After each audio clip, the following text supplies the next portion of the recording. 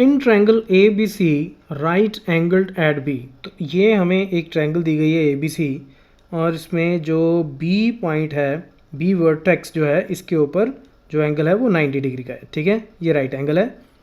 A B is 24 centimetre, तो A B की length 24 centimetres दी गई है। बी सी इज़ 7 सेंटीमीटर्स, तो बी सी 7 सेंटीमीटर्स है। और हमें डिटर्मिन क्या करना है, sine A, cos A, sine C and cos C. तो देखो बड़ा सिंपल सा है, आप फिर से उसी को याद करो, पंडित बद्री प्रसाद हर हर बोले। ठीक है, तो परपेंडिकुलर ओवर हाइपोटेन्यूज ये क्या होता है, ये होता है साइन। ठीक है, और बेस ओवर हाइपोटेन्यूज क्या होता है, ये होता है कॉस। तो हमें साइन और कॉस की वैल्यू निकालनी है, तो हम इसी के ऊपर फोकस करेंगे। और कैसे, देखो सबसे पहले मुझे साइन ए निकालना है।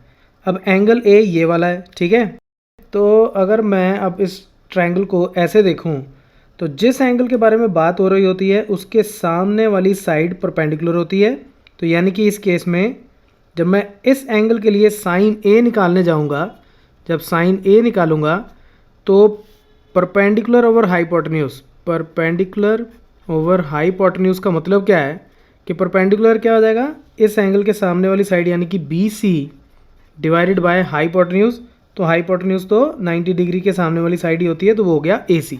ठीक है, अब बी सी मेरे पास है लेकिन ए सी नहीं है, लेकिन हमें ये पता है कि ये राइट एंगल ट्रायंगल है, तो सबसे पहले हम ए सी साइड निकाल लेंगे using Pythagoras theorem. Right, so in triangle A B C हमें ये पता है कि ए सी स्क्वेयर क्या हो जाएगा, A B square plus B C square, why, because of Pythagoras theorem. ठीक है, तो यहाँ से ए सी स्क्वेयर मेरा कितना आ जाएगा, ए बी स्क्वेयर यानी कि 24 का square plus B C square यानी कि 7 का square, which is equal to 576 प्लस 49। तो यहाँ से ए सी स्क्वेयर मेरा आ गया 625, विच एम्प्लाइज ए सी कितना आ जाएगा, 625 का square root, which is equal to 25। तो ये जो साइड है ये 25 सेंटीमीटर्स आ गई। तो अब हम साइन ए निकालते हैं सबसे पहले।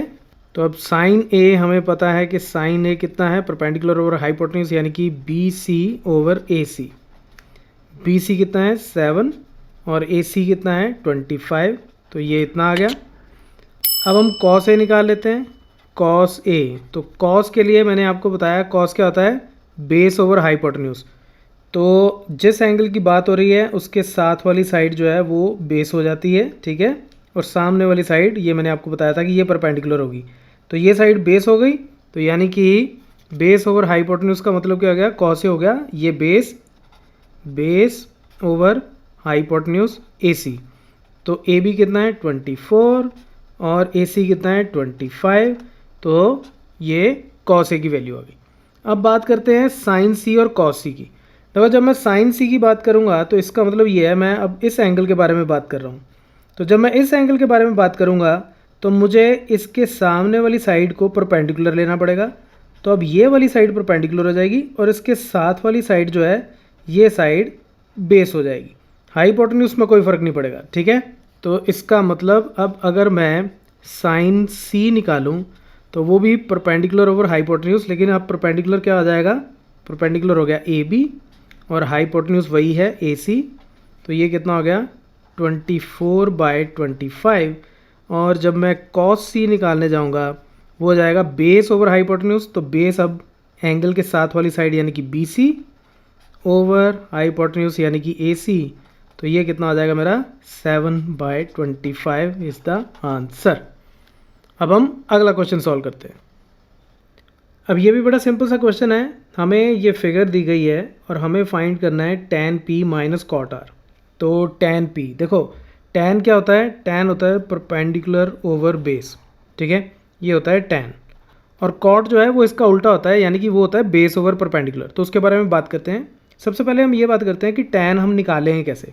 देखो ये होता है परपेंडिकुलर ओवर बेस। अब अगर मुझे tan p निकालना है तो tan p का मतलब मैं इस एंगल के बारे में बात कर रहा हूँ, तो इस एंगल के बारे में बात कर रहा हूँ, और tan होता है परपेंडिकुलर ओवर बेस। तो इसके सामने वाली साइड हो गई मेरी परपेंडिकुलर।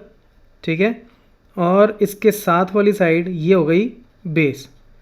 अब बेस तो मुझे पता है 12 सेंटीमीटर है, लेकिन मुझे परपेंडिकुलर नहीं पता। लेकिन मुझे ये पता है कि ये मुझे राइट एंगल ट्रायंगल गिवन है, हाइपोटेन्यूज है, ये साइड है, तो पहले मैं ये निकाल लेता हूँ। तो सबसे पहले काम कि जो साइड मुझे नहीं पता और अगर वो मुझे चाहिए तो पाइथागोरस थ्योरम लगा के पहले मैं वो साइड निकाल लेता हूँ। So in triangle P Q R हम क्या करेंगे कि P R square is equal to P Q square plus Q R square, ये हो गया।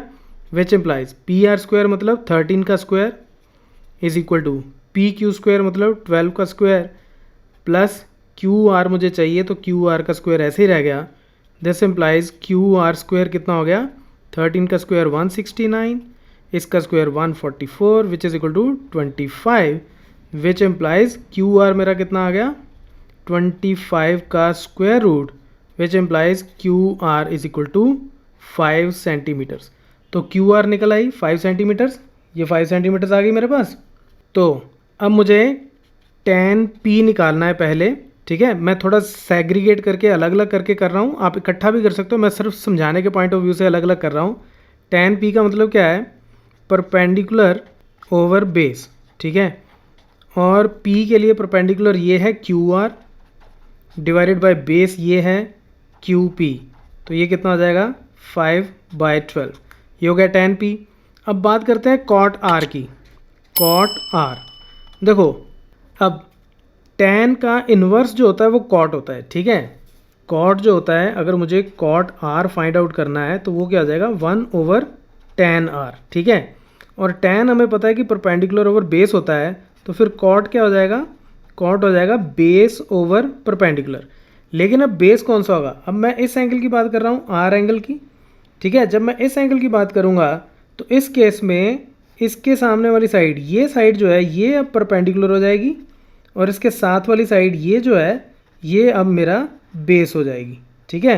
तो अब ये चेंज हो जाएंगे, परपेंडिकुलर एंगल के सामने वाली साइड होती है और साथ वाली साइड उसका बेस हो जाती है, ठीक है।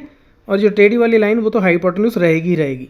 तो कॉट आर कितना हो जाएगा मेरा, बेस ओवर परपेंडिकुलर। तो इसको आप लिख सकते हो यहाँ पे कि it is base over perpendicular which is equal to, base क्या हो गया, बेस हो गया Q R divided by perpendicular, अब हो गया मेरा पी क्यू, ठीक है। तो क्यू आर कितना है, क्यू आर है 5 और पी क्यू है मेरे पास 12, तो ये भी उतना ही आ गया जितना tan p था। तो इसका मतलब tan p minus cot r is equal to 5/12 minus 5/12 which is equal to 0 is the answer. और इसमें अब आप एक बात और ऑब्जर्व करो कि ये रिजल्ट जो है ये जेनरिक रिजल्ट है। किसी भी राइट एंगल ट्रायंगल के दोनों एक्यूट एंगल्स में से एक का अगर मैं tan लूँ और दूसरे का कॉट, तो उनका डिफरेंस हमेशा ज़ीरो होगा। रीज़न क्या है, tan और cot वैसे ही एक दूसरे का इन्वर्स होते हैं, और जब मैं एक एंगल के बाद दूसरे एंगल पर जाता हूँ तो जो परपेंडिकुलर है वो बेस बन जाता है और जो बेस है वो परपेंडिकुलर बन जाता है। सो सिंपल सा क्वेश्चन है, सिर्फ और सिर्फ ट्रिकी पार्ट क्या रहता है इसमें, कई बार कन्फ्यूजन हो जाती है कि आपको ये आइडेंटिफाई करना होता है कि परपेंडिकुलर कौन सा होगा, बेस कौन सा होगा। तो परपेंडिकुलर हमेशा एंगल के सामने वाली साइड होती है और बेस उसके साथ वाली साइड, और 90 डिग्री के सामने वाली साइड जो है वो हमेशा हाइपोटेन्यूज होती है, right. So that's it from this tutorial, keep watching मैथमाफिया।